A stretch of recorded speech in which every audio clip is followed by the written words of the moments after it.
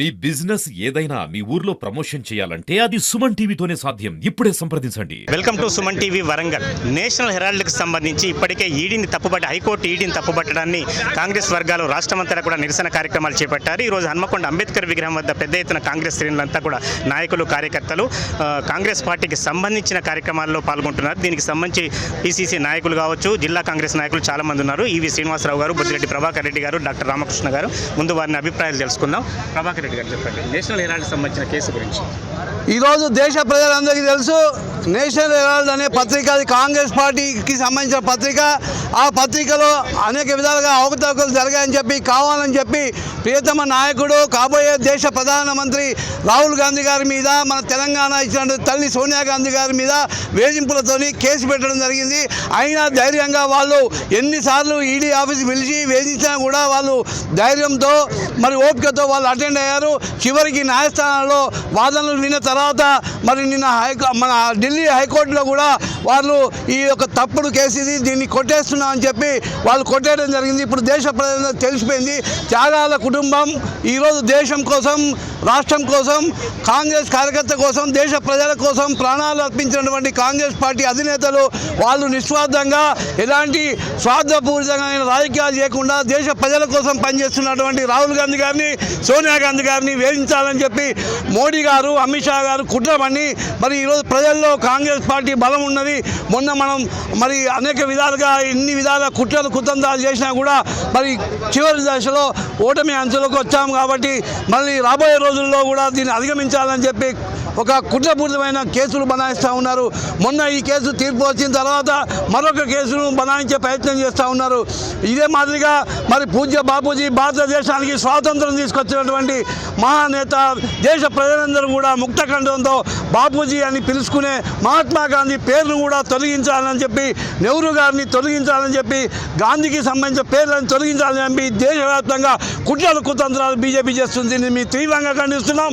ఈరోజు దేశవ్యాప్తంగా అనేక రాష్ట్రాల్లో కూడా కాంగ్రెస్ పార్టీ ఆధ్వర్యంలో నిరసన కార్యక్రమాలు తెలియజేస్తూ ఉన్నాం.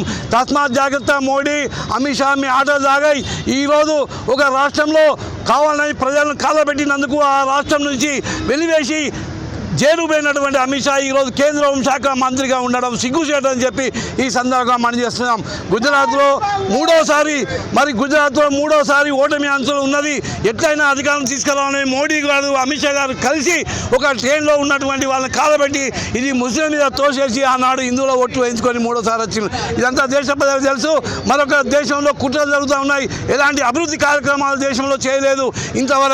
ఇంతవరకు దేశంలో చెప్పుకోదగ్గ ఒక్క పని కూడా లేదు. కేవలం తస్మాత్ జాగ్రత్త. ఈరోజు మరి రాహుల్ గాంధీ గారి మీద, సోనియా గాంధీ మీద ఎలాంటి ఈగ వాలినా కూడా ఊరుకునేది లేదు. ఈ దేశ ప్రజలందరూ కూడా వ్యతిరేకంగా ఉన్నారని చెప్పి సందర్భంగా మనం చేస్తున్నాం. నేషనల్ హెరాల్డ్ కేసులో మా ప్రియతమ నేత రాహుల్ గాంధీ గారిని, మా సోనియా గాంధీ గారిని ఇబ్బందులకు గురి చేసుకుంటూ ఇవాళ బీజేపీ ప్రభుత్వం కక్ష సాధింపు చర్యలు చేపడుతూ ఉన్నది. దాన్ని మరి ఢిల్లీ కోర్టు ఇవాళ క్లియర్ చీట్గా ఇచ్చినాక కూడా వీళ్ళు ఈ ఒక కేసులు పెట్టి అది చేస్తూ ఉన్నది. కాంగ్రెస్ ప్రభుత్వం ఇప్పుడు చూస్తూ ఊరుకోదు.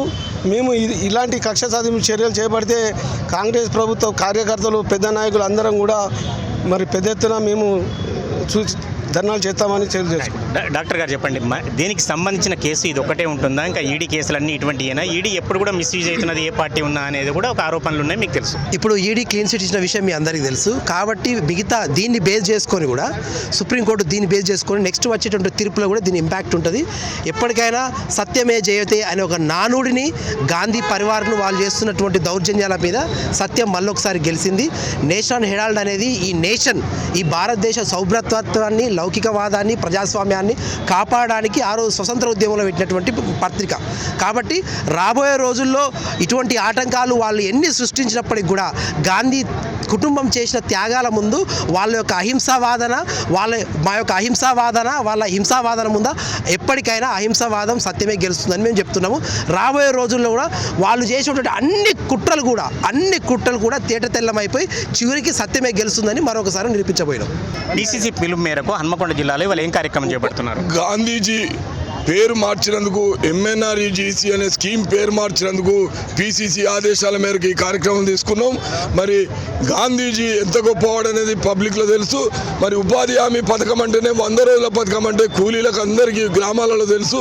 అది కాంగ్రెస్ పెట్టిన చరిత్ర. కాంగ్రెస్కి ఒక గొప్ప పేరున్నదని చెప్పి బీజేపీ దాన్ని కుట్ర చేసి దాని పేరు మార్చమని చూస్తూ ఉన్నారు. తస్మాత్ జాగ్రత్త. గ్రామీణ ప్రజలు ఎవరు ఒప్పుకోరు ఈ పేరు మార్చడం వల్ల. పూజ్య బాపూజీ పేరు మార్చే ఘనత మరి ఈ బీజేపీకి దిగదాడుతనానికి నిదర్శనం అని చెప్పి సందర్భంగా తెలియజేస్తున్నాము. ఇంతకంటే దిగదాడు రాజకీయాలు ఎవరు చేయరు.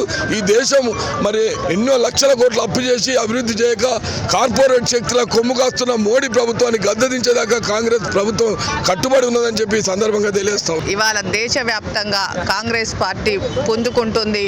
వచ్చే ప్రభుత్వంలో కాంగ్రెస్ ప్రభుత్వమే వస్తుందని గుర్తించిన తర్వాత పాత కేసులు తవ్వించి మహాత్మా గాంధీ పేరు లేకుండా చేయడం అనేది, గాంధీ పేరు నువ్వు చెరిపేస్తే మాత్రాన ఒక ఉపాధి హామీ పథకం కింద చెరిపేస్తే మాత్రాన చెరిపోదని వాళ్ళు గుర్తిస్తలేరు.